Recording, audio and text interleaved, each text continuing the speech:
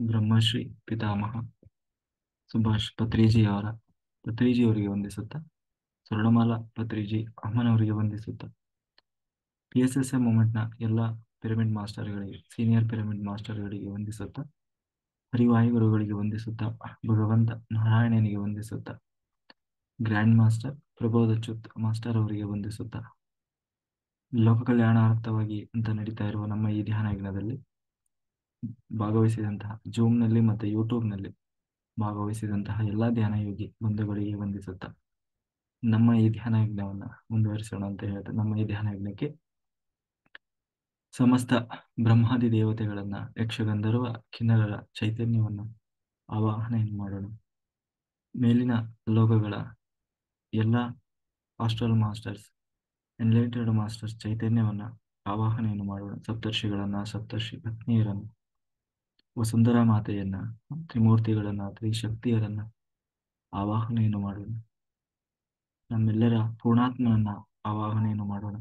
ಲೋಕ ಕಲ್ಯಾಣಾರ್ಥವಾಗಿ ಅಂತ ಹೇಳಿ ಯಾರೆಲ್ಲ ಕೂತು ತಪಸ್ಸು ಮಾಡ್ತಾ ಇದ್ದಾರೆ, ಧ್ಯಾನ ಮಾಡ್ತಾ ಇದ್ದಾರೆ, ಯೋಗಿಗಳು, ಸಿದ್ಧಪುರುಷರು, ಋಷಿಮುನಿಗಳು, ಹಿಮಾಲಯದ ಯೋಗಿಗಳು, ಅವರೆಲ್ಲರ ಚೈತನ್ಯವನ್ನು ಕೂಡ ನಮ್ಮ ಈ ಧ್ಯಾನ ಯಜ್ಞದಲ್ಲಿ ಆವಾಹನೆಯನ್ನು ಮಾಡೋಣ. ವಿಶ್ವರೂಪಿಯಾದ ಪರಬ್ರಹ್ಮ ಸ್ವರೂಪಿಯಾದ ಭಗವಂತನನ್ನ ಆವಾಹನೆಯನ್ನು ಮಾಡುತ್ತಾ, ಸದಾನಂದ ಯೋಗಿಗಳು, ರಮಣ ಮಹರ್ಷಿಗಳು, ಮಹಾವತಾರ್ ಬಾಬಾಜಿಯವರು, ಬುದ್ಧ ಭಗವಾನರು, ಮಹಾವೀರರು, ಸ್ವಾಮಿ ವಿವೇಕಾನಂದರು, ಬಸವಣ್ಣನವರು ಎಲ್ಲರ ಚೈತನ್ಯವನ್ನು ಕೊಡು ನಮ್ಮ ಈ ಧ್ಯಾನ ಯಜ್ಞದಲ್ಲಿ ಆವಾಹನೆಯನ್ನು ಮಾಡುತ್ತಾ, ಅವರೆಲ್ಲರ ಚೈತನ್ಯ ಫ್ರೀಕ್ವೆನ್ಸಿಯಲ್ಲಿ ನಾವೆಲ್ಲರೂ ಒಂದಾಗಿ ಈ ಧ್ಯಾನ ಯಜ್ಞದಲ್ಲಿ ಮುಂದುವರಿಯೋಣ ಅಂತ ಹೇಳ್ತಾ, ವೆರಿ ಗುಡ್.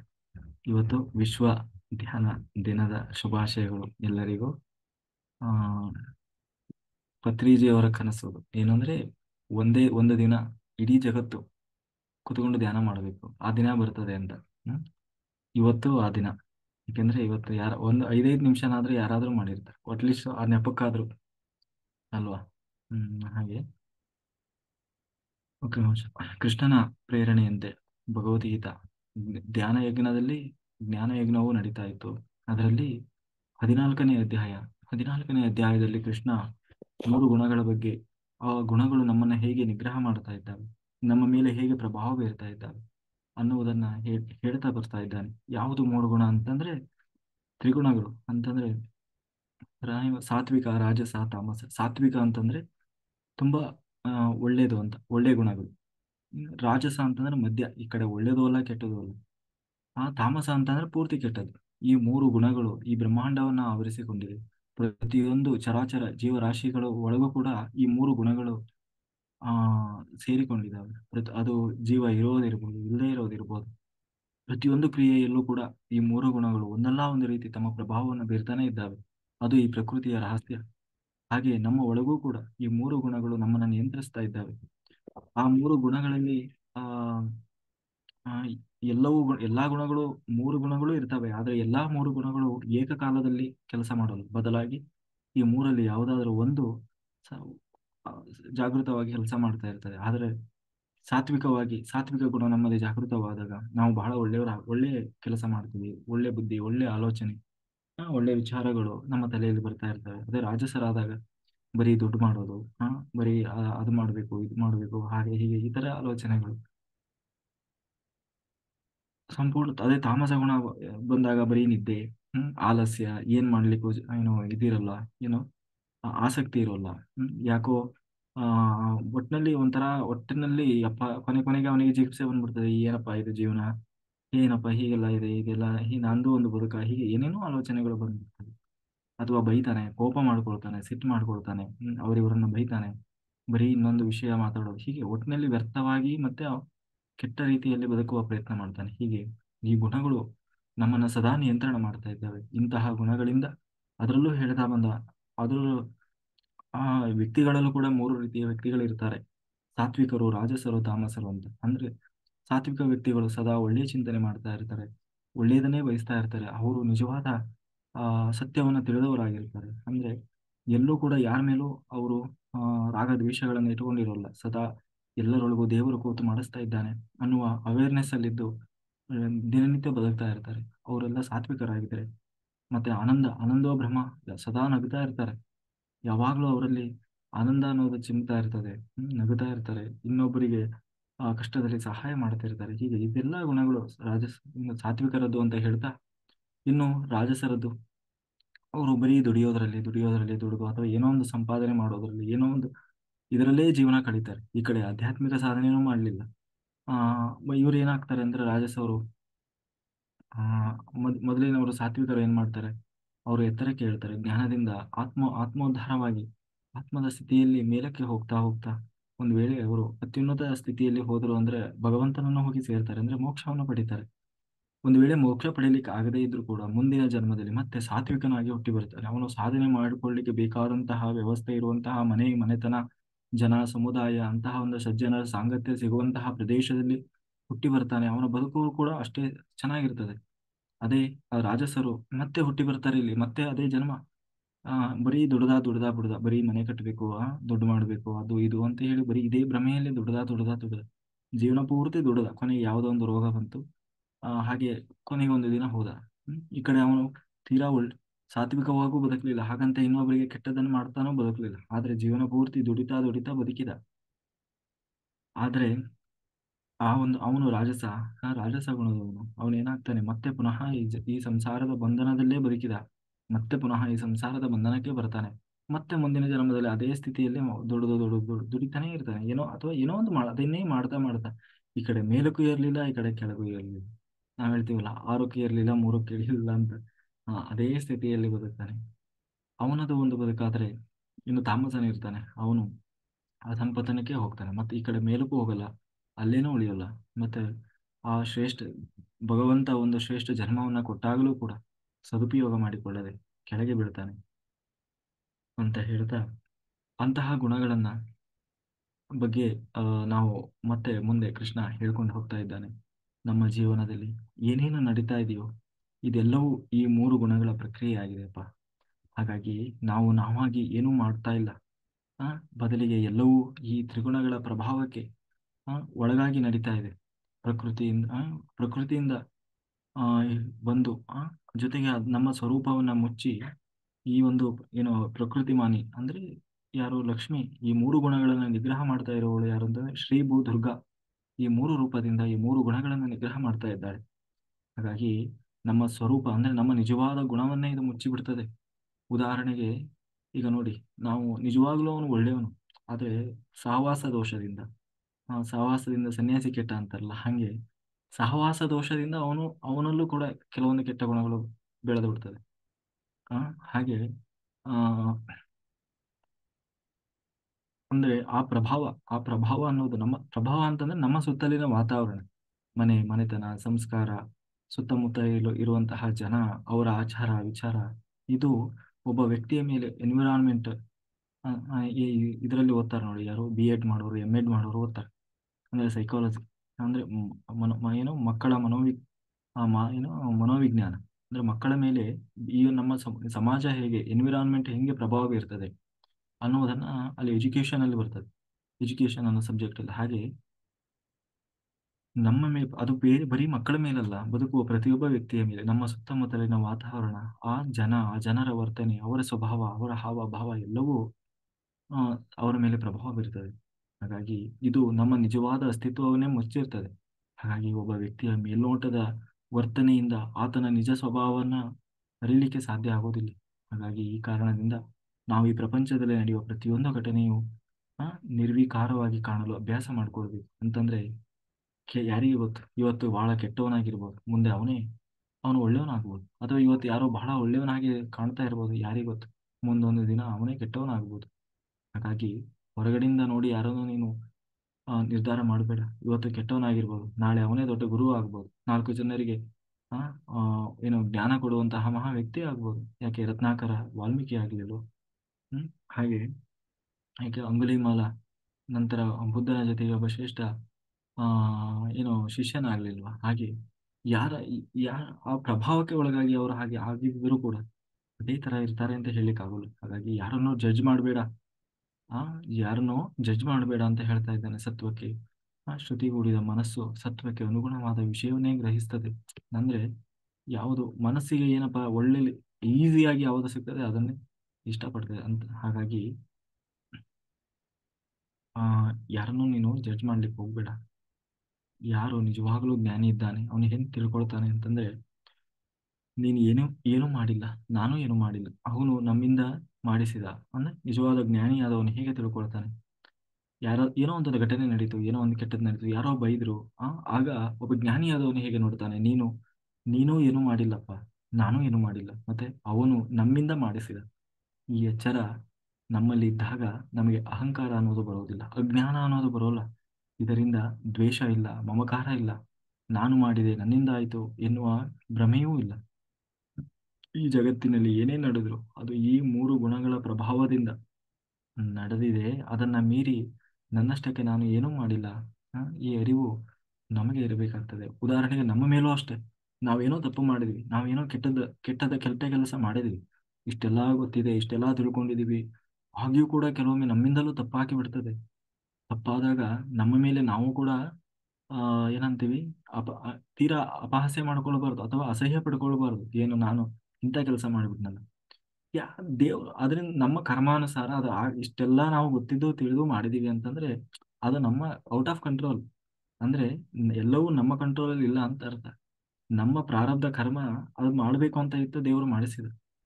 ಹಾಗಾಗಿ ಮುಂದಿಂದು ಏನಿಲ್ಲ, ಕೃಷ್ಣಾರ್ಪಣ ಹೇಳಿ ಇನ್ನು ಮುಂದೆ ಆ ತಪ್ಪು ಮಾಡಲ್ಲ, ಇನ್ನು ಮುಂದೆ ಅದನ್ನ ಮತ್ತೆ ರಿಪೀಟ್ ಮಾಡಬಾರ್ದು ಅಂತ ಹೇಳಿ ನಾವು ನಮ್ಮನ್ನ ಆ ಕ್ಷಣದಲ್ಲಿ ಪಶ್ಚಾತ್ತಾಪ ಮಾಡಿದ ಕರ್ಮಕ್ಕೆ ಪಶ್ಚಾತ್ತಾಪ ಪಟ್ಟು ನಮ್ಮನ್ನು ನಾವೇ ಪ್ರತಿ ಕ್ಷಣ ಕೊರಗೋದ್ರ ಬದಲಾಗಿ ನಾವು ಮತ್ತೆ ಆ ಕೆಲಸ ಮಾಡದ ಹಾಗೆ ಜಾಗೃತರಾಗಿ ಅವೇರ್ನೆಸ್ ಅಲ್ಲಿ ಬದುಕಬೇಕು. ಆಗ ಅದು ಸಾರ್ಥಕವಾಗ್ತದೆ. ಹಾಗೆ ಯಾರೋ ಒಬ್ರು ನಮಗೆ ಬೈದ್ರು ಅಂತಂದ್ರೆ ಆತನಲ್ಲಿ ರಜೋಗುಣ ಅನ್ನೋದು ಜಾಗೃತವಾಗಿ ಕೆಲಸ ಮಾಡ್ತಾ ಇರ್ತದೆ. ಅದನ್ನು ನಾವು ಅದನ್ನ ಆ ಆ ಕ್ಷಣದಲ್ಲಿ ಅದನ್ನು ತಿಳಿದು ವರ್ತಿಸ್ಬೇಕು. ಕೃಷ್ಣ ಹೇಳ್ತಾ ಇದ್ದಾನೆ, ನೋಡು ನಿನಗೆ ಯಾರೋ ಬೈತಾ ಇದ್ದಾರೆ, ಯಾಕೆ ಬೈತಾ ಇದ್ದಾರೆ? ನಿಜವಾಗ್ಲೂ ಅವನು ಒಳ್ಳೆಯವನೇ, ಆದ್ರೆ ಆ ಟೈಮಲ್ಲಿ ಅವನಿಗೆ ರಜೋಗುಣ ಜಾಗೃತ ಆಗಿದೆ. ಅಂದ್ರೆ ಏನು ಈ ರಜೋಗುಣ ಸಾತ್ವಿಕ ಗುಣ ಏನು ಮರೆಯಾಗಿ ರಜೋಗುಣ ಜಾಗೃತ ಆಗಿದೆ. ಹಾಗಾಗಿ ಅವನ ಮನಸ್ಸಲ್ಲಿ ಸಿಟ್ಟು ಬಂದಿದೆ, ಕೋಪ ಬಂದಿದೆ, ಬೈತಾ ಇದ್ದಾನೆ, ಅವನು ಔಟ್ ಆಫ್ ಕಂಟ್ರೋಲ್ ಆಗಿದ್ದಾನೆ. ಆದ್ರೆ ನಿನಗೆ ಜ್ಞಾನ ಇದೆಯಲ್ಲ, ನಿನಗೆ ತಿಳುವಳಿಕೆ ಇದೆಯಲ್ಲ, ನೀನು ಅವನ ಮಟ್ಟಕ್ಕೆ ಯಾಕೆ ಇಳಿತೀಯ? ಹಾ, ಆ ಟೈಮಲ್ಲಿ ನೋಡು ಸಂಯಮದಿಂದ ವರ್ತನೆ ಮಾಡು. ನಾನು ಬಹಳ ಜನರಿಗೆ ಅದನ್ನೇ ಹೇಳ್ತಾ ಇರ್ತೀನಿ, ಯಾರಿಗೂ ರಿಯಾಕ್ಟ್ ಮಾಡಬೇಡ್ರಿ. ಯಾರು ಏನಾದ್ರೂ ಹೇಳಿ ರಿಯಾಕ್ಟ್ ಮಾಡಬಾರ್ದು, ಮತ್ತೆ ರೆಸ್ಪಾಂಡ್ ಮಾಡ್ಬೇಕು. ರೆಸ್ಪಾಂಡ್ ಅಂದ್ರೆ ಯಾವ ರೀತಿ?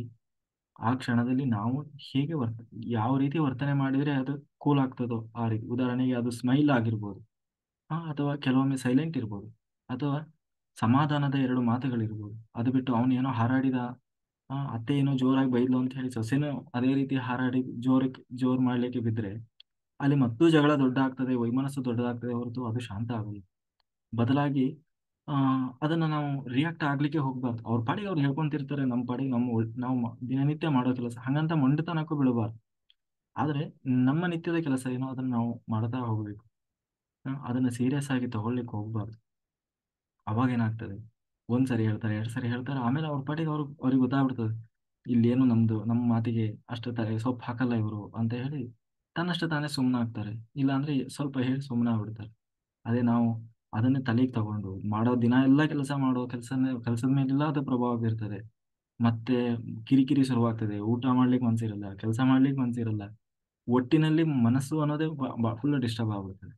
ಅದಕ್ಕೆ ಯಾವ್ದಕ್ಕೂ ರಿಯಾಕ್ಟ್ ಆಗ್ಬಾರ್ದು, ಕೇವಲ ರೆಸ್ಪಾಂಡ್ ಮಾಡ್ಬೇಕು. ಯಾಕೆ ಅಂತಂದ್ರೆ ಅದಕ್ಕೆ ಕೃಷ್ಣ ಹೇಳ್ತಾ ಇದ್ದಾನೆ, ಆ ಕ್ಷಣದಲ್ಲಿ ನೀನು ಏನು ಅರಿವಿನಿಂದ ವರ್ತಿಸಬೇಕು. ಇದಕ್ಕೆ ಉದಾಹರಣೆ ಹೇಳ್ತಾರೆ, ಏನಂತಂದ್ರೆ ರಾಮಾಯಣದಲ್ಲಿ ವಾಲ್ಮೀಕಿಗಳು ಹೇಳ್ತಾರೆ, ಏನಂದ್ರೆ ರಾಮಚಂದ್ರ ಈ ತರ ಯಾರಾದ್ರೂ ಬೈತಾ ಇದ್ದಾರೆ ಅಂತಂದ್ರೆ ಅವನ್ ಹೇಗೆ ನಡ್ಕೊಳ್ತಾ ಇದ್ದ ಅಂತ ಹೇಳಿ. ಅಂದ್ರೆ ಸಹಿ ನಿತ್ಯಂ ಪ್ರಶಾಂತಂ ಮೃದು ಪೂರ್ವಃ ಚ ಭಾಷತೆ ಅಂತಂದ್ರೆ ರಾಮನ ಹತ್ರ ಬಂದು ಯಾರಾದ್ರೂ ಜಗಳ ಮಾಡಿದ್ರೆ ಜೋರು ಸಿಟ್ಟಿನಿಂದ ಯಾರಾದ್ರೂ ಮಾತಾಡ್ತಾರೆ ಅಂದ್ರೆ ರಾಮ ಏನ್ ಹೇಳ್ತಾ ಇದ್ದಂತೆ ಗೊತ್ತಾ? ಮತ್ತೆ ಮಾತಾಡೋಣ ಅಂತ, ಈಗ ಯಾಕೋ ನೀವು ಡಿಸ್ಟರ್ಬ್ ಆಗಿದ್ದೀರಿ, ಮತ್ತೆ ಮಾತಾಡೋಣ ಅಂತ ಹೇಳಿ ಹೊರಟು ಬಿಡ್ತಿದ್ದಂತೆ. ಅದು ಬಿಟ್ಟು ಅವ್ರ ಜೊತೆ ಕಾಲ್ ಕೇಳ್ಕೊಂಡು ಜಗಳ ಮಾಡ್ತಿರ್ಲಿಲ್ಲ. ಯಾಕೆಂದ್ರೆ ಒಬ್ಬ ವ್ಯಕ್ತಿಯಲ್ಲಿ ರಜೋಗುಣ ಕೆಲಸ ಮಾಡುವಾಗ ಅವರೊಂದಿಗೆ ನಾವು ಕೂಡ ರಜೋಗುಣದಿಂದ ವರ್ತನೆ ಮಾಡಬಾರದು.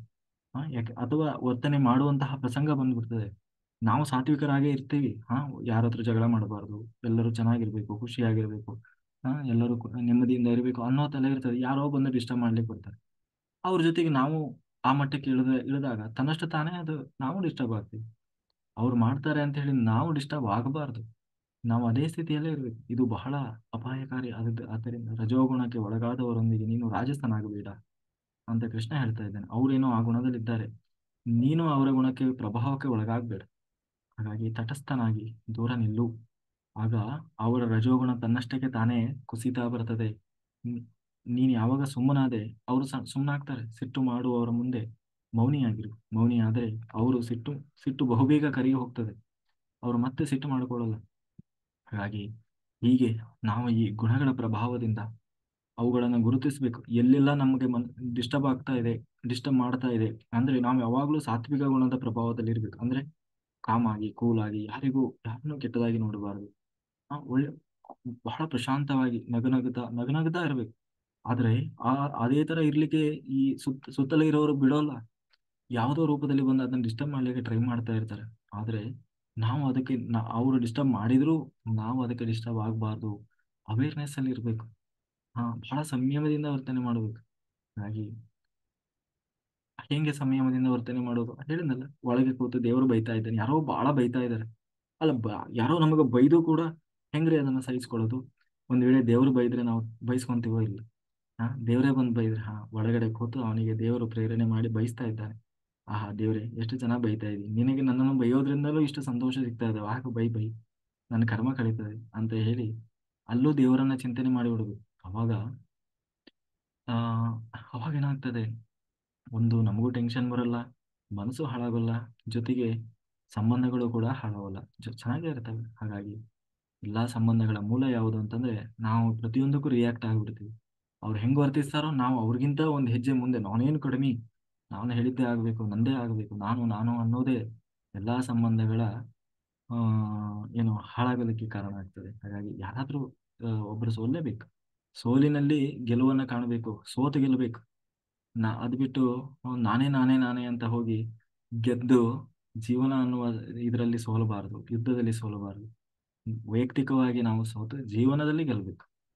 ಹಾಗಾಗಿ ಈ ಭಗವಂತನನ್ನ ಸೇರಲು ಆ, ಈ ತ್ರಿಗುಣಗಳಿಂದ ಪ್ರಭಾವದಿಂದ ಹೊರಬರಬೇಕು ಅನ್ನುವ ಸತ್ಯವನ್ನ ಅರ್ಥ ಮಾಡ್ಕೊಳ್ಬೇಕು ಅಂತ ಕೃಷ್ಣ ಹೇಳ್ತಾ ಇದ್ದಾನೆ. ನೋಡು, ಇಂಥವರ ಮನಸ್ಸು ನನ್ನಲ್ಲಿ ನೆಲೆಗೊಳ್ಳುತ್ತದೆ. ಅಂದ್ರೆ ನನ್ನಲ್ಲೇ ನೆಲೆಗೊಳ್ಳುತ್ತದೆ. ಕಾರಣ ಅವರು ಯಾರು ಹೇಗೆ ವರ್ತನೆ ಮಾಡಿದ್ರು ಅವರು ದೇವರನ್ನೇ ಚಿಂತನೆ ಮಾಡ್ತಾರೆ.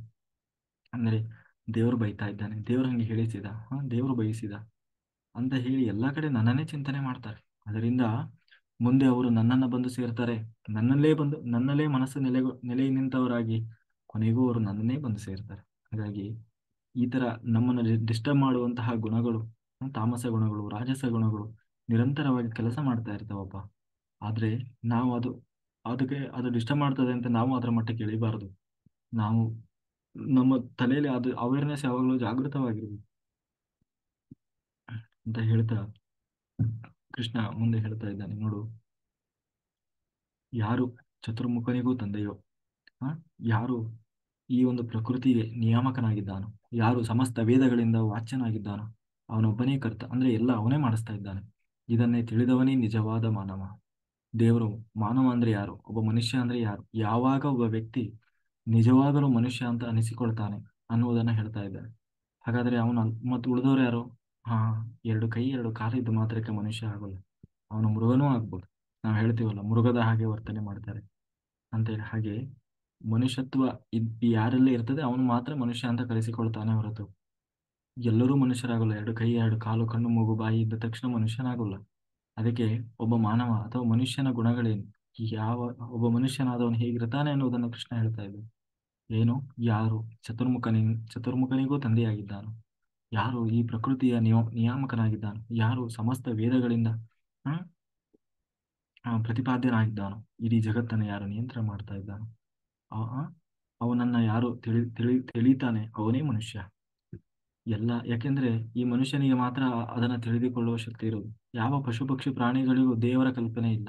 ಹಾಗಾಗಿ ಆದ್ರೆ ಆ ಕಲ್ಪನೆ ಬರುವುದು ಮನುಷ್ಯನಿಗೆ ಮಾತ್ರ. ದೇವರು ಅವನಿಗೆ ಮಾತ್ರ ಅವಕಾಶ ಕೊಟ್ಟಿದ್ದಾನೆ. ಎಲ್ಲ ಅಧ್ಯಾತ್ಮ ಸಾಧನೆ ಮಾಡುವ ಸೌಕರ್ಯವಿರುವಂತಹ ಈ ಶರೀರ ಮನುಷ್ಯ ಶರೀರ ಮಾತ್ರ.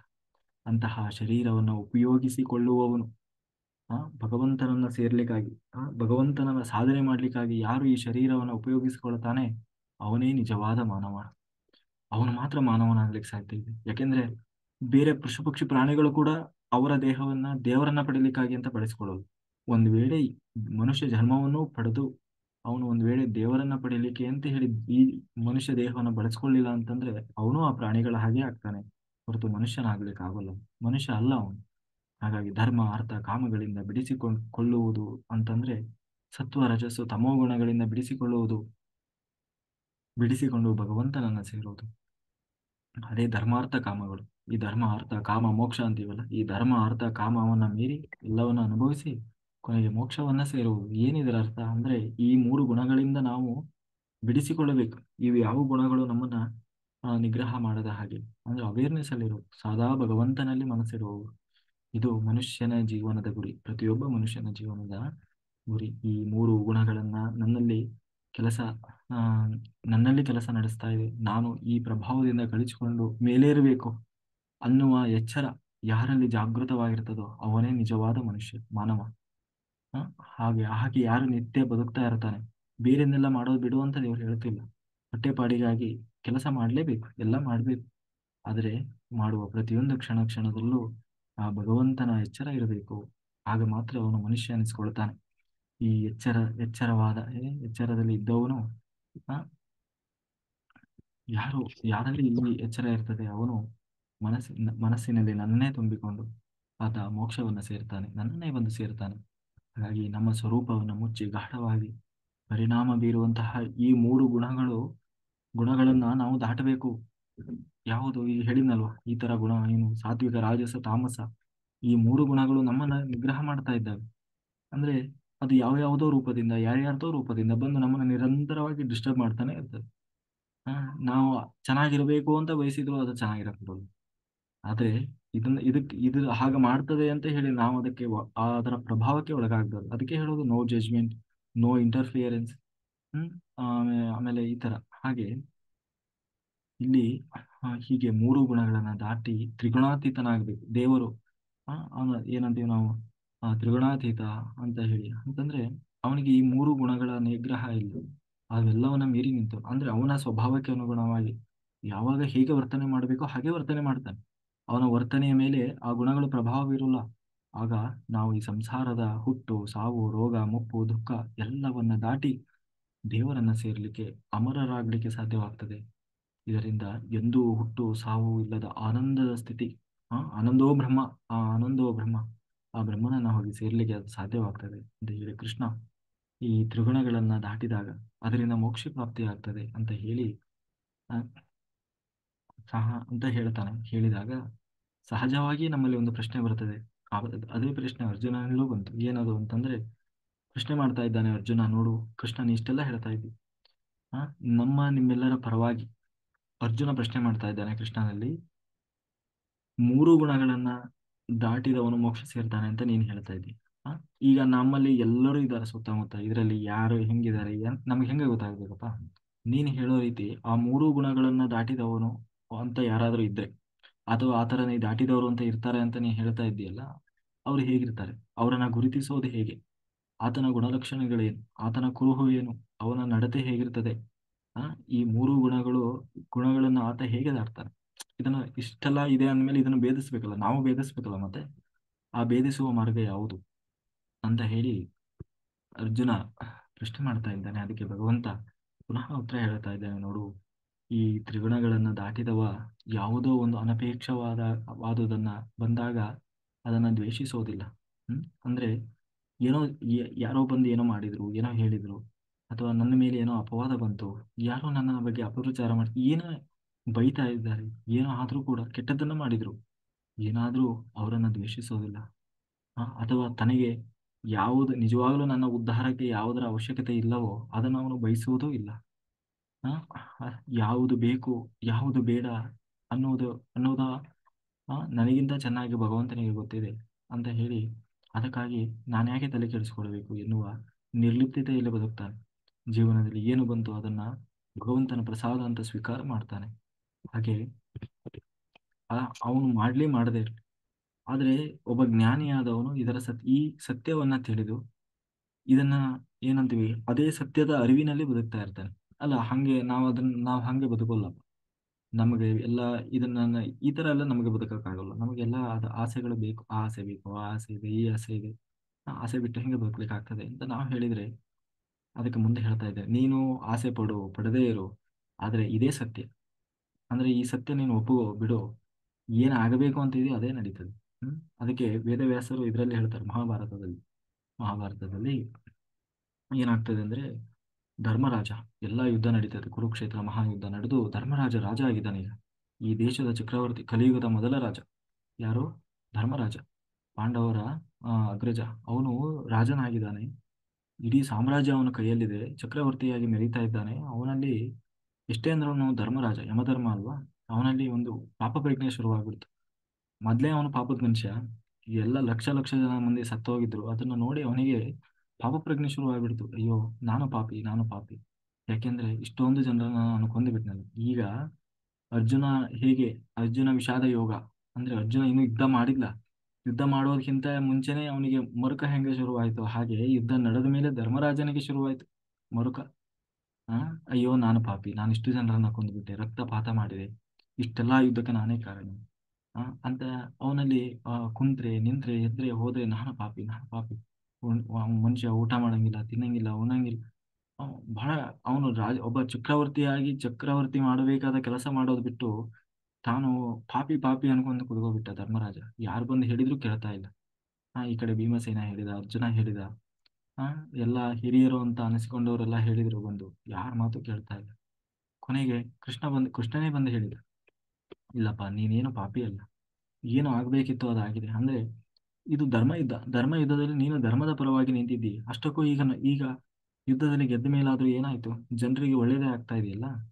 ಏನ್ ಏನು, ನೀನು ಧಾರ್ಮಿಕನಾದವನು, ಇವತ್ತು ಸಿಂಹಾಸನದ ಮೇಲಿದ್ದಿ, ಧರ್ಮದಿಂದ ಏನು ದೇಶವನ್ನು ಪರಿಪಾಲನೆ ಮಾಡ್ತಾ ಇದ್ದಿ.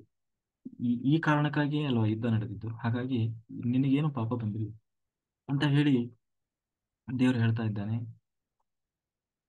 ಆದ್ರೆ ಕೃಷ್ಣ ಏನ್ ಹೇಳಿದ್ರು ಧರ್ಮರಾಜನಿಗೆ ಆ ಸಮಾಧಾನ ಆಗ್ತಾ ಇಲ್ಲ. ಯಾಕೆಂದ್ರೆ ಅವನೇನ್ ಅನ್ಕೊಂತಾ ಇದ್ದಾನೆ ಅಂತಂದ್ರೆ, ಆ ಇವರೆಲ್ಲ ನನ್ನ ಸಮಾಧಾನಕ್ಕೆ ಹೇಳ್ತಾ ಇದ್ದಾರೆ.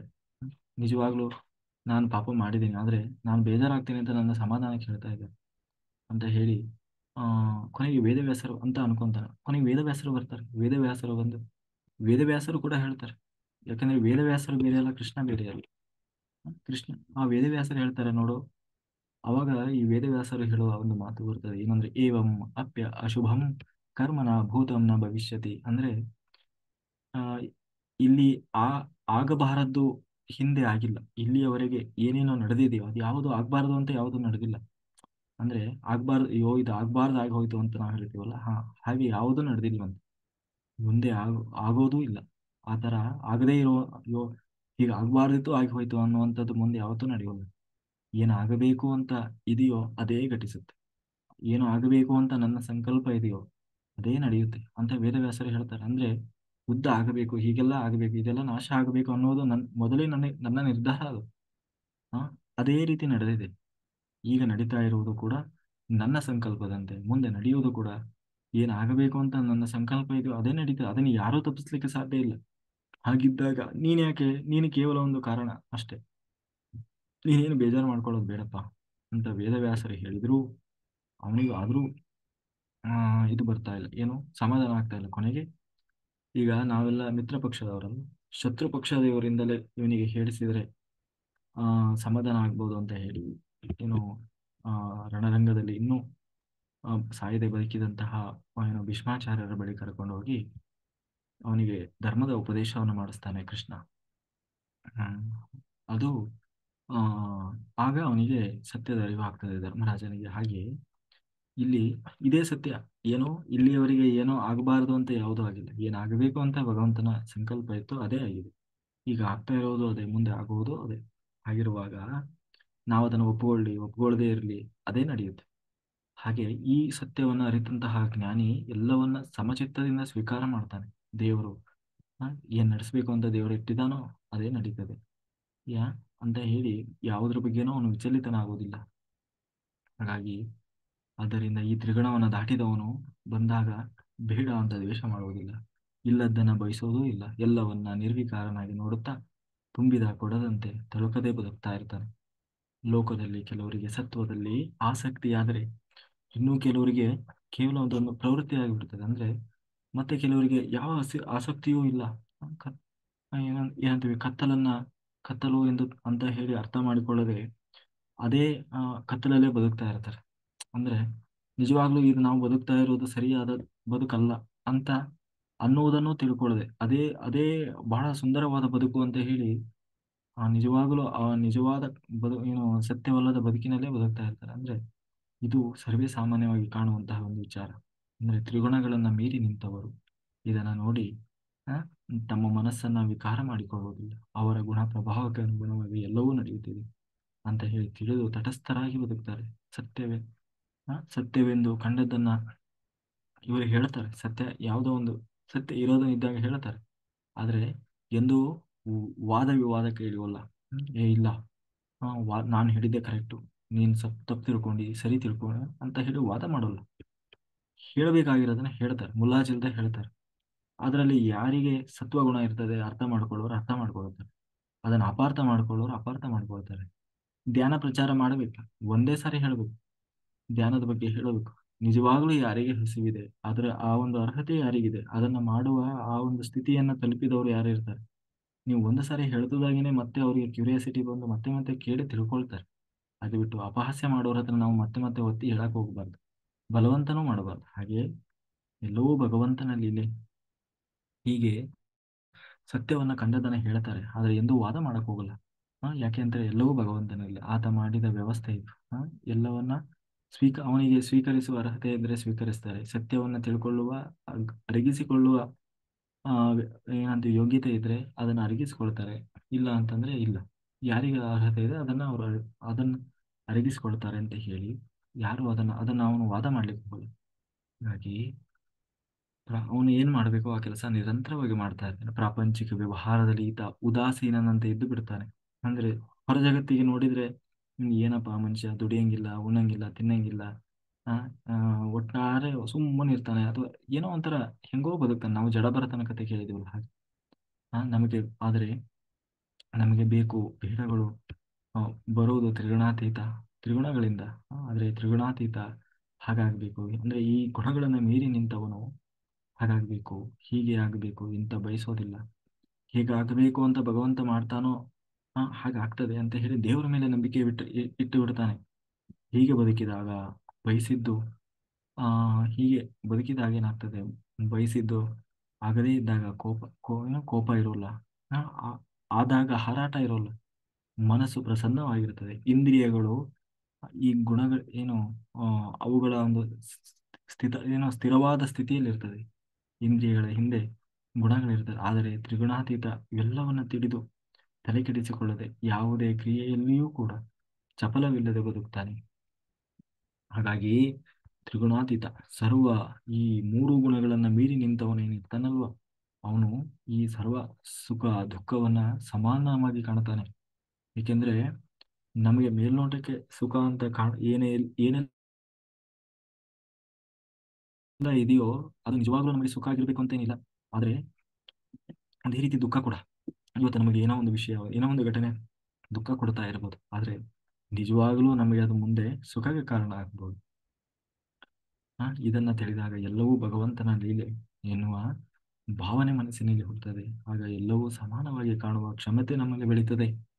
ಹಾಗೆ ನಾವು ಹೇಗೆ ಬದುಕಬೇಕು ಅಂದ್ರೆ ಕೃಷ್ಣ ಹೇಳ್ತಾ ಇದ್ದಾನೆ, ನೋಡಪ್ಪ, ಹೀಗೆ ನಿನಗೆ ಇವೆಲ್ಲ ಅರ್ಥ ಆಗೋಲ್ಲ, ಸ್ವಾಮಿ ನಮಗೆ ಅವೆಲ್ಲ ತಲೆ ಹೋಗಲ್ಲ, ಅಷ್ಟೆಲ್ಲ ನಮಗೆ ಬದುಕಿಕ್ಕಾಗಲ್ಲ. ಅದಕ್ಕೆ ಕೃಷ್ಣ ಬಹಳ ಸುಲಭವಾದ ಉಪಾಯ ಹೇಳ್ತಾ ಇದೆ ನೋಡು.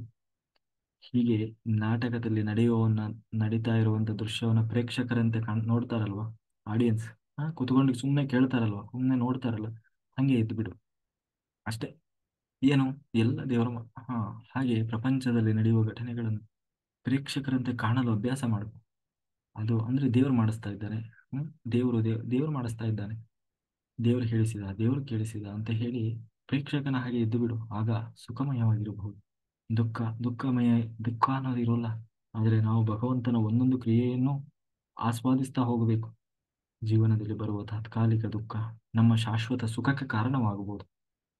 ಆದರೆ ಅದು ನಮಗೆ ತಿಳಿದಿರೋಲ್ಲ ಅಷ್ಟೇ. ಹಾಗಾಗಿ ತ್ರಿಗುಣಾತೀತರಾದವರು ಅಂದ್ರೆ ಈ ಗುಣಗಳನ್ನ ಮೀರಿ ನಿಂತವರು ಇದನ್ನ ಅರಿತಿರ್ತಾರೆ. ಸುಖ ದುಃಖವನ್ನು ಸಮಾನವಾಗಿ ಕಾಣ್ತಾ ಆನಂದದಿಂದ ಬದುಕ್ತಾ ಇರ್ತಾರೆ.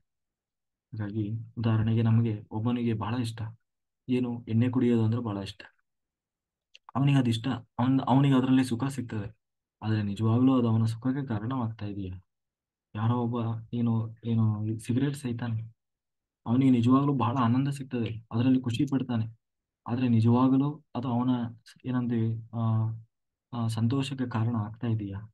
ಹಾಗೆ ಮೇಲ್ನೋಟಕ್ಕೆ ನಮಗೆ ಸುಖ ಸಂತೋಷ ಅಂತ ಕಾಣಿಸ್ಬಹುದು, ಆದರೆ ನಿಜವಾಗ್ಲೂ ಅದೇ ನಮ್ಮ ದುಃಖಕ್ಕೆ ಕಾರಣ ಆಗಿರ್ಬೋದು, ಕಾರಣ ಆಗಬಹುದು. ಅಂದ್ರೆ ಎಲ್ಲಾ ಸುಖವೂ ಹಾಗೆ ದುಃಖಕ್ಕೆ ಕಾರಣ ಆಗ್ತದೆ ಅಂತ ಅರ್ಥ ಅಲ್ಲ. ಯಾವುದು ನಮಗೆ ಆ, ನಿಜವಾದ ಸುಖವೋ ಆ ಸುಖದ ಕಡೆಗೆ ನಾವು ಗಮನ ಹರಿಸಬೇಕು. ಹಾಗೆ ನಮಗಿಷ್ಟ ಆಗಿದ್ದಲ್ಲ ಅಲ್ಲ ಅಂತ ಹೇಳಿ ಅಂದ್ರೆ ತ್ರಿಗುಣಾತೀತನಾಗಿ ಈ ತರ ಮೂರು ಗುಣಗಳನ್ನ ಮೀರಿ ನಿಂತವನಿಗೆ ಮಣ್ಣು, ಚಿನ್ನ, ರತ್ನ, ಆ, ಬೆಳ್ಳಿ, ವಜ್ರ, ವೈಢೂರ್ಯ ಎಲ್ಲವೂ ಒಂದೇ ಅವನಿಗೆ. ಆತನಿಗೆ ಚಿನ್ನವಾಗಲಿ ರತ್ನವಾಗಲಿ ಯಾವುದು ಅಮೂಲ್ಯ ಅಂತ ಕಾಣಿಸೋಲ್ಲ. ಹಾಗೆ ಆತನಿಗೆ ಅಮೂಲ್ಯ ಅಂದರೆ ಯಾವುದು? ಜ್ಞಾನ ಒಂದೇ, ಭಗವಂತನ ಜ್ಞಾನ. ಈ ಕಾರಣದಿಂದ ಆತ ಹಣದಲ್ಲಾಗಲಿ ಮತ್ತು ರತ್ನದಲ್ಲಾಗಲಿ ಬಂಗಾರದಲ್ಲಾಗಲಿ ಭೂಮಿಯಲ್ಲಾಗಲಿ ಯಾವುದೇ ರೀತಿಯ ಅಭಿಲಾಷೆಯನ್ನು ತೋರಿಸಲ್ಲ, ಆಸೆ ಆಗೋಲ್ಲ. ಆದ್ದರಿಂದ ಆತ ಸಂತೋಷದಿಂದ ಬದುಕ್ತಾನೆ. ದೇವ್ರು ಏನ್ ಕೊಟ್ಟ ಅದು ಪ್ರಸಾದ ಅಂತ ಬದುಕ್ತಾನೆ. ಹಾಗಾಗಿ ಈ ತ್ರಿಗುಣಾತೀತರನ್ನ ಒಬ್ಬರು ಮಹಾನ್ ಜ್ಞಾನಿ ಅಂತ ಹೇಳಿ ಸನ್ಮಾನಿಸಿ ಮಾತನಾಡಬಹುದು, ಅಥವಾ ಇನ್ನೊಬ್ರು ಆತನನ್ನು ಅರೆ ಹುಚ್ಚ ಅಂತ ಹೇಳಿ ನಿಂದಿಸಬಹುದು. ಆದ್ರೆ ಇದು ಯಾವುದಕ್ಕೂ ಅವನ ಮೇಲೆ ಪ್ರಭಾವ ಬೀರೋಲ್ಲ. ಇವರಿಗೆ ಸ್ನೇಹಿತರು ಎನ್ನುವ ಮೋಹವಾಗಲಿ ಶತ್ರುಗಳು ಅನ್ನುವ ದ್ವೇಷವಾಗಲಿ ಇರೋಲ್ಲ. ಇವರು ಎಲ್ಲವನ್ನ ಅವರವರ ಯೋಗ್ಯತೆಗೆ ತಕ್ಕಂತೆ ಕಾಣ್ತಾ ಭಗವಂತನ ಭಕ್ತಿಗೆ ವಿರುದ್ಧವಾದ ಯಾವ ಚಟುವಟಿಕೆಯಲ್ಲೂ ತೊಡಗದೆ ಬದುಕ್ತಾರೆ. ಎಲ್ಲವನ್ನ ಅಂದ್ರೆ ಯಾರೋ ಸನ್ಮಾನ ಮಾಡಿದಾಗ ಒಪ್ಪಲ್ಲ, ಯಾರೋ ಬೈದು ಅಂದಾಗ ಕುಗ್ಗಲ್ಲ. ಅವರವರ ಯೋಗ್ಯತೆ ಅರ್ಹತೆ ಇದ್ದ ಹಾಗೆ ಅವರು ವರ್ತನೆ ಮಾಡ್ತಾ ಇದ್ದಾರೆ ಅಂತ ಹೇಳಿ ಇವನು ಮಾತ್ರ ಯಾವಾಗಲೂ ಸಮಚಿತ್ತನಾಗಿರ್ತಾನೆ. ಯಾವುದಕ್ಕೂ ಅವನು ಏನಂತೀವಿ ಡಿಸ್ಟರ್ಬ್ ಆಗೋಲ್ಲ. ಹಾಗಾಗಿ ಇಲ್ಲಿಯ ತನಕ ತ್ರಿಗುಣಗಳ ಬಗ್ಗೆ, ತ್ರಿಗುಣಾತೀತಗಳ ಬಗ್ಗೆ, ಸ್ವಭಾವದ ಬಗ್ಗೆ ಕೃಷ್ಣ ಹೇಳಿ ಕೊನೆಗೆ ಹೇಳ್ತಾ ಇದ್ದಾನೆ. ಆ, ಕೊನೆಗೆ 2 ಶ್ಲೋಕದಲ್ಲಿ ಕೃಷ್ಣ ಏನ್ ಹೇಳ್ತಾ ಇದ್ದಾನೆ? ನಮ್ಮೆಲ್ಲ ಈ ವೃತ್ತಿಯು ಈ 3 ಗುಣಗಳ ಪರಿಮಿತಿಯಲ್ಲಿ ಇರುವಾಗ ಈ ತ್ರಿಗುಣಗಳನ್ನ ಮೀರಿ ನಿಲ್ಲುವುದು ನಮಗೆ ಒಂದು ಕಲ್ಪನಾತೀತ. ಅಂದ್ರೆ ಅಷ್ಟು ಸುಲಭ ಇಲ್ಲ. ಈ ಇಷ್ಟೆಲ್ಲ ನಾನು ಹೇಳಿದ್ನಲ್ಲ, ಇದನ್ನ ನಾವು ನಮ್ಮ ರಿಯಲ್ ಬದುಕಿನಲ್ಲಿ ಅಳವಡಿಸಿಕೊಳ್ಳುವುದು ಅಷ್ಟು ಸುಲಭದ ಮಾತಿಲ್ಲ. ಹಾಗಾಗಿ ಕೃಷ್ಣ ನಮಗೆ ಈ ಒಂದು ಗುಣಗಳನ್ನ 3 ಗುಣಗಳನ್ನ ಮೀರಿ ನಿಲ್ಲಬಹುದಾದ ಬಹಳ ಸುಲಭವಾದ ಒಂದು ಮಾರ್ಗ ಹೇಳ್ತಾ ಇದ್ದಾರೆ. ಯಾವ್ದಪ್ಪ ಅದು ಅಂತಂದ್ರೆ, ನಾವಾಗಿಯೇ ಈ ಗುಣಗಳನ್ನ ಮೀರಿ ನಿಲ್ಲಲಿಕ್ಕೆ ಅಷ್ಟು ಸುಲಭ ಇಲ್ಲ. ಅದಕ್ಕೆ ಆ ಪ್ರಯತ್ನದಲ್ಲಿ ನಾವು ಯಶಸ್ಸು ಕಾಣಲು ಅಷ್ಟು ಸಾಧ್ಯವೂ ಇಲ್ಲ. ನಾನೇ ಎಲ್ಲ ಗೆದ್ದು ಬಿಡ್ತೇನೆ, ಮೀರಿ ಬಿಡ್ತೇನೆ ಅಂತಂದ್ರೆ ಅದಷ್ಟು ಸುಲಭ ಅಲ್ಲ. ಅದಕ್ಕಾಗಿ ಏಕೆಂದ್ರೆ ನಮ್ಮ ಏನು ಎಲ್ಲಾ ಯೋಚನೆ ತ್ರಿಗುಣದಲ್ಲೇ ಸುತ್ತಾ ಇರ್ತವೆ. ಕೆಲವೊಮ್ಮೆ ನಾವು ಯಾವ ಸ್ಥಿತಿಯಲ್ಲಿ ಇದೀವಿ ಅನ್ನೋದೇ ನಮಗೆ ಅರ್ಥ ಆಗೋದು. ನಾವು ಯಾಕೆ ಹಿಂಗ್ ಈಗ ನೋಡಿ ಕೆಲವರು ಹೇಳ್ತಾ ಇರ್ತಾರೆ, ಆ ಮಾತಾಡೋದೇನೋ ಮಾತಾಡ್ತಾರೆ, ಸ್ವಲ್ಪ ಹೊತ್ತು ಆದ್ಮೇಲೆ ಯೋಚನೆ ಮಾಡ್ತಾರೆ, ಅಲ್ಲ ನಾನು ಯಾಕೆ ಹಿಂಗ್ ಮಾತಾಡೋದು, ನಾನು ನಾನು ಹಂಗೆಲ್ಲ ಯಾವತ್ತೂ ಮಾತಾಡೋನಲ್ವಲ್ಲ, ಯಾಕೆ ನಾನು ಅಷ್ಟೆಲ್ಲ ಅಗ್ರೆಸಿವ್ ಆಗಿಬಿಟ್ಟಿದ್ದೆ, ಸಿಟ್ಟು ಮಾಡಿದ್ದೆ, ಪಾಪ ಅವ್ರು ಏನ್ ಬೇಜಾರು ಮಾಡ್ಕೊಂಡ್ರು ಏನೋ, ಈ ತರ ಆಮೇಲೆ ಪಶ್ಚಾತ್ತಾಪ ಪಡೋದು ಇರ್ತದೆ. ಹಾಗೆ ಇದೊಂದು ಚಕ್ರದ ಭ್ರಮಣ ಇದು. ಅಂದ್ರೆ ನಮ್ಮನ್ನ ಭ್ರಮಿಸಿ ಬಿಡ್ತದೆ ಅದು ಯಾವ ಟೈಮಲ್ಲಿ ಹಿಂಗೆ ಅಂತ ಹೇಳಕ್ ಹೋಗೋದು. ಹಾಗಾಗಿ ಈ 3 ಗುಣಗಳು ಅನ್ನೋದು ಒಂದು ಚಕ್ರ ಭ್ರಮಣ. ಈ ಚಕ್ರ ಭ್ರಮಣದಿಂದ ಪಾರು ಮಾಡಲು ಚಕ್ರಧಾರಿಯೇ ಬರಬೇಕು, ಚಕ್ರಧಾರಿ ಕೃಷ್ಣನೇ ಬರಬೇಕು.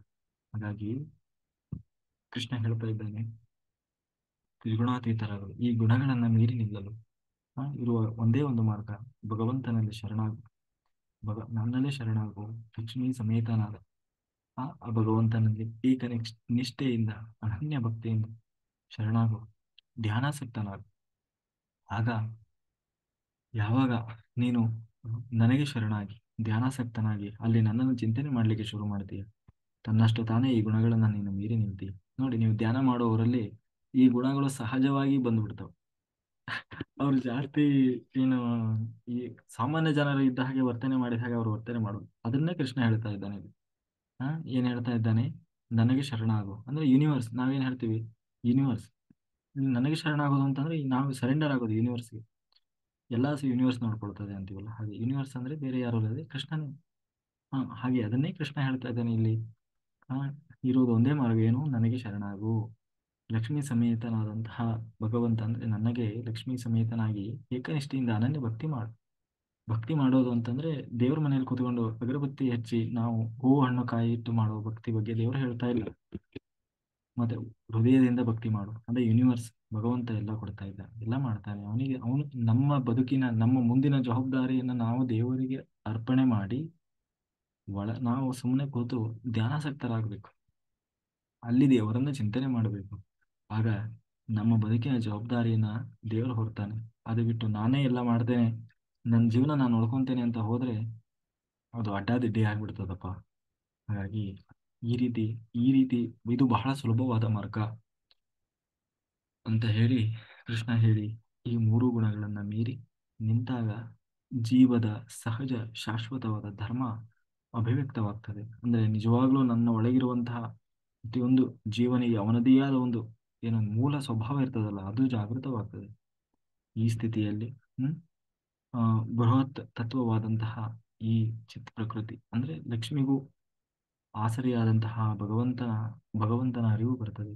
ಅದರಿಂದ ಕೊನೆಗೆ ಆ ಭಗವಂತನನ್ನೇ ಹೋಗಿ ಸೇರಿ ಮೋಕ್ಷದಲ್ಲಿ ಅವನನ್ನು ಕೂಡ ಸೇರಿ ಅವನೊಟ್ಟಿಗೆ ಇರ್ಬೋದಪ್ಪ.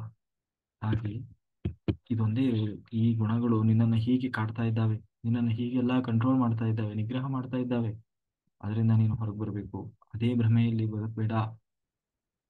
ಅದನ್ನ ನಾನೇ ನಿಗ್ರಹ ಮಾಡಿಬಿಡ್ತೇನೆ ಅಂತ ಹೊರಡಬೇಡ. ಅದಷ್ಟು ಸುಲಭ ಇಲ್ಲ.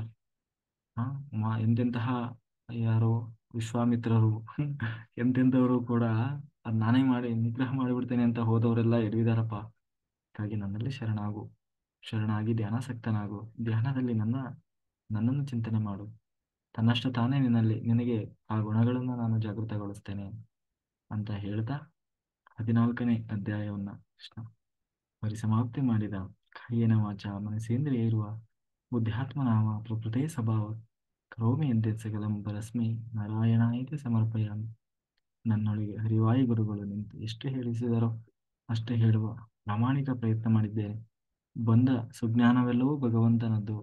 ಏನಾದರೂ ಲೋಪದೋಷವಾಗಿದ್ದರೆ ಅದು ನನ್ನ ತಪ್ಪಿನಿಂದ ಅಂತ ಹೇಳ್ತಾ ಇಲ್ಲಿಯವರೆಗೆ ಜೂಮ್ ಮತ್ತು ಯೂಟ್ಯೂಬ್ನಲ್ಲಿ ಅತ್ಯಂತ ಶ್ರದ್ಧೆ ಭಕ್ತಿಯಿಂದ ವೀಕ್ಷಿಸಿದಂಥ ಎಲ್ಲ ಧ್ಯಾನ ಯೋಗಿ ಬಂಧುಗಳಿಗೆ ಅನಂತ ಕೋಟಿ ಧನ್ಯವಾದಗಳು. Thank you.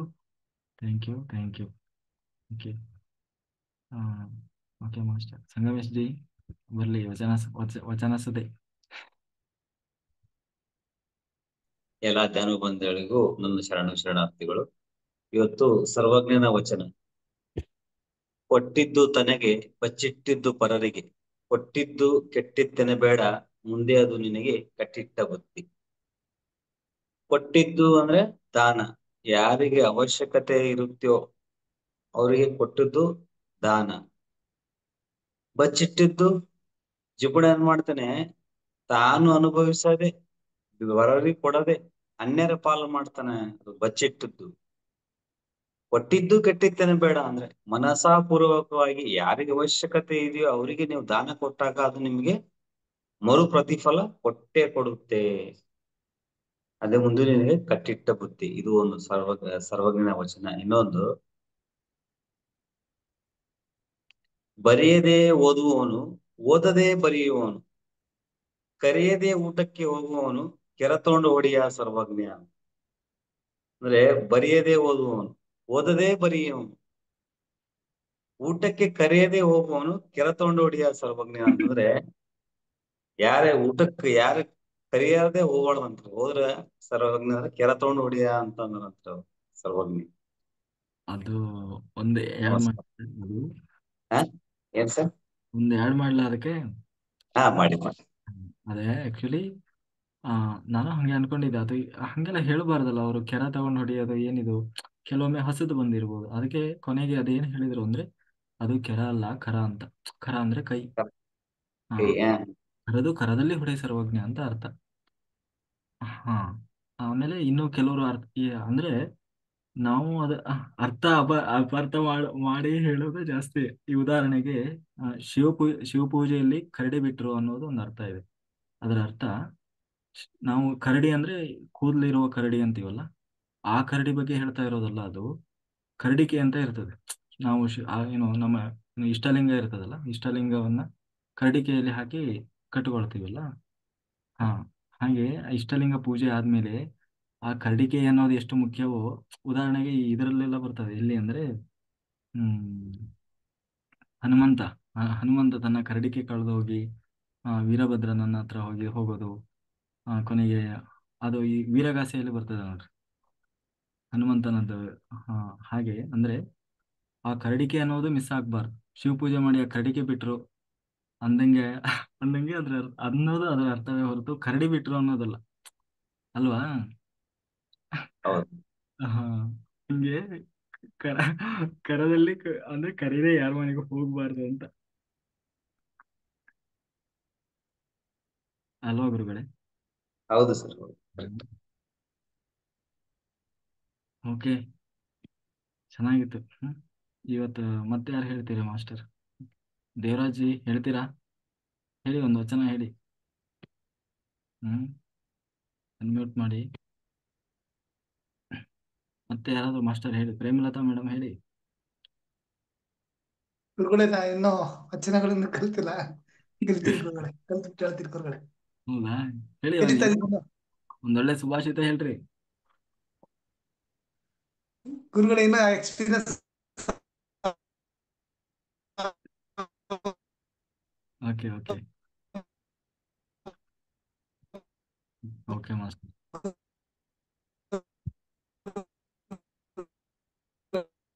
ಆಗ್ಲಿ. ಗುರುಗಳೇ. ಥ್ಯಾಂಕ್ ಯು ಗುರುಗಳೇ, thank you so much. Okay